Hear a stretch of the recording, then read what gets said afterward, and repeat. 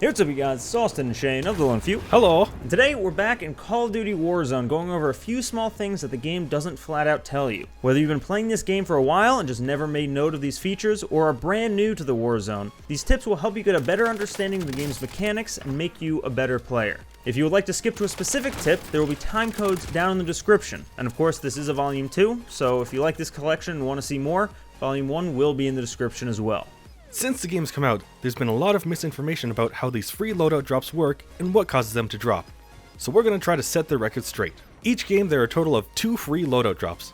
The first one will spawn about 10 to 15 seconds before the first circle finishes closing, and the second will drop about 45 seconds before the 5th circle starts moving in. Each loadout drop is specific to a team. So while you can use whichever drop you like, your squad is the only one who's notified on the map of that particular drop. However, if you do show up to a drop location and there's a second crate beside yours, it's entirely possible that a second team is on its way.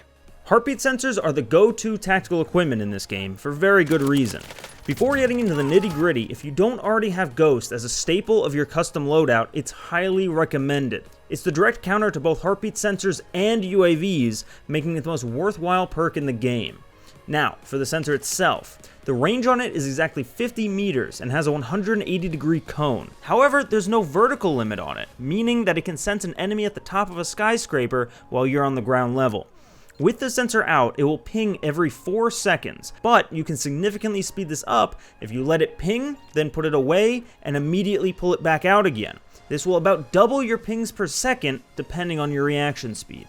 Similar to the loadout drops, there's a lot of misinformation out there on munition crates and ammo caches. Munitions crates, which can be looted or bought at buy stations, will give you full ammo for both weapons and refill your tactical and lethal equipment. Ammo caches, on the other hand, can be found mainly in police stations and will only give you about 2 additional magazines for your weapons and won't refill equipment. The upside is that these are free and will never move, so if you know the specific spots on the map, you can have a huge advantage on other players. Just keep in mind that each can only be used once per player. Spawning in late in the game already puts you at a huge disadvantage, and even if you can get to a loadout drop quickly, it only comes with the bare minimum amount of ammo. However, if you put the fully loaded perk on your weapon, much like an MP, you will start off with completely full ammo for whatever weapon class you selected. This is a bit specific and might be a little obvious, but the water in the surrounding areas will instantly kill you. Unlike the rest of the out-of-bounds areas, which give you a small countdown to make it back to the battlefield. Thermal scopes have become the meta in this game, so it's important to know that, much like in real life, they do not work properly through glass windows, so make sure to smash them out before scanning the horizon. In the settings, you can change your use/reload button's behavior from the default tap to reload to tap to use, or a contextual tap, which when active is tap to reload but changes to a hold when you can interact with any object. If you're tired of accidentally falling down ladders, there's an easy way to make sure you mount on them safely. Simply look at the ladder itself and press the jump button. You'll be instantly magnetized to it and you'll be able to climb down safely. And now the rapid fire round. If you pull out the heartbeat sensor as you enter and exit the gas, you can skip the mask animation entirely. You take 0 damage when jumping out of a land vehicle, no matter how fast you're going, so there's really not much of a point to brakes. There are multiple instances of the Gulag running in every game, each with a slightly different layout.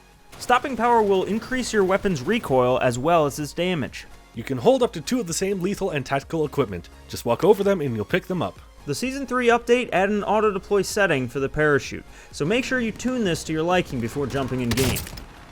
And guys, that will do it. Thank you so much for watching our video. I hope that you found some of these useful. If you did, be sure to leave a like, subscribe, and hit that little notification bell so you never miss a TLF video. And let us know in the comments or our Discord server about any other secret tips that you'd like to see in the next video.